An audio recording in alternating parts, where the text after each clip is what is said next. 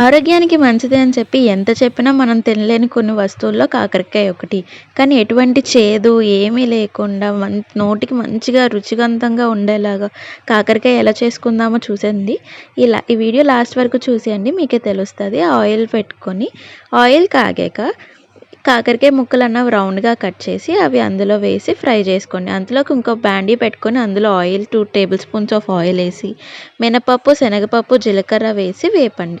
ఇవి once golden కలర్‌లోకి వచ్చాకే కాకరకాయ పీసెస్ అన్నవి తీసేయండి. ఈ పోపు అన్నది బాగా ఫ్రై అయ్యాక గోల్డెన్ కలర్‌లోకి వచ్చాక అందులో 6 వెల్లుల్లిపాయలు అండ్ ఒక ఉల్లిపాయ చిన్న పీసెస్ కింద కట్ చేసుకొని ఆ బాండీలో వేసుకోండి.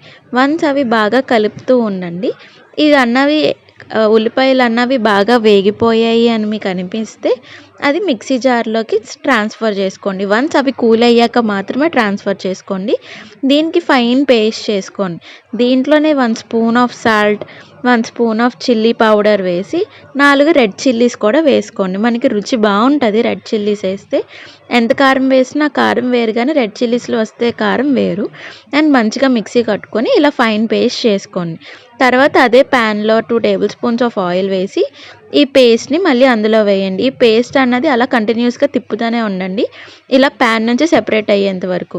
తర్వాత ఈ కాకరకాయ పీసెస్ అన్న వేసి బాగా మిక్స్ చేసుకోండి. అంతే, మన కాకరకాయ ఉల్లికారం రెడీ. కాకరకాయ అన్న వాళ్ళు కూడా వావ్ కాకరకాయ నాకు పెట్టు అని అంటారు.